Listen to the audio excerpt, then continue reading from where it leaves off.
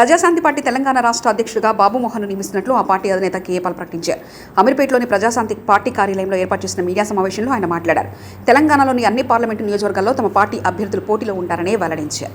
కోతలు లేకుండా current supply చేయాలి అంటే అన్ని విధాల వారిని ఆదుకోవాలి అంటే ప్రజాశాంతి పార్టీయే రావాలి,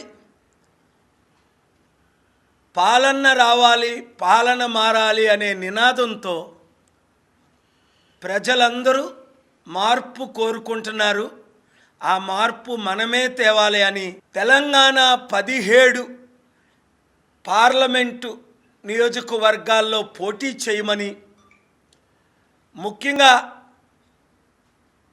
మాజీ మంత్రి బాబు మోహన్ గారు చేరిన తర్వాత ఇంకా కొన్ని వందల మంది కాల్స్ ప్రజల కోరిక మేరకు ప్రజాశాంతి పార్టీ తరపున 17 పార్లమెంటు అభ్యర్థుల్ని మేము బరిలో దించుతున్నాం.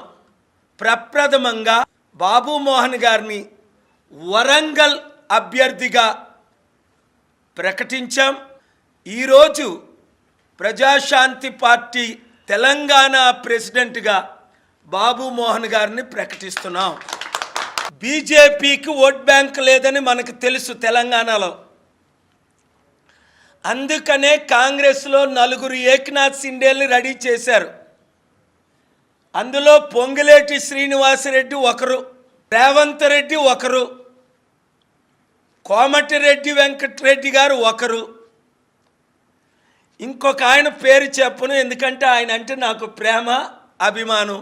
అంటే రేవంత్ రెడ్డి తమ్ముడు అంటే లేదని కాదు. ఈ 100 రోజుల పాలన రేవంత్ రెడ్డిది చూసాం, కాంగ్రెస్ పార్టీని చూసాం. మంచినీళ్ళే ఇవ్వలేకపోతున్నారు, కరెంటు కోతలు మొదలైపోయాయి, 6 గ్యారంటీలు అమలులో లేవు. ఇక్కడ బీజేపీ ఎలాగా లేదు.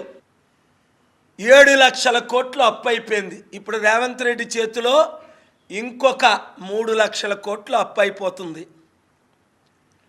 10 లక్షల కోట్లు అప్పు ఎవరు తీర్చుతారు, వడ్డీ ఎవరు కడతారు, రుణమాఫీ ఎవరు చేస్తారు? పేరు ఊరు లేని బొత్స సత్యనారాయణని 1,00,000 కోట్లు అధిపతి చేసింది కాంగ్రెస్ పార్టీ. ఎమ్మెల్యేలు మినిస్టర్లుగా లక్షల కోట్లు దోచుకున్నారు కాంగ్రెస్ పార్టీలో అనేకులు. ఇప్పుడు బీజేపీ వచ్చింది. ప్రజాశాంతి పార్టీ 17 అభ్యర్థుల్లో తెలంగాణలో కనీసం 10-12 ఎంపీలు గెలిపిద్దాం. 17 గెలిపిస్తే వండర్ఫుల్. ఆంధ్రప్రదేశ్లో 175 ఎమ్మెల్యేల్లో కనీసం ఒక 100 మందిని గెలిపిద్దాం. 13 లక్షల కోట్లు అప్పు తీర్చడానికి డబ్బు లేదు.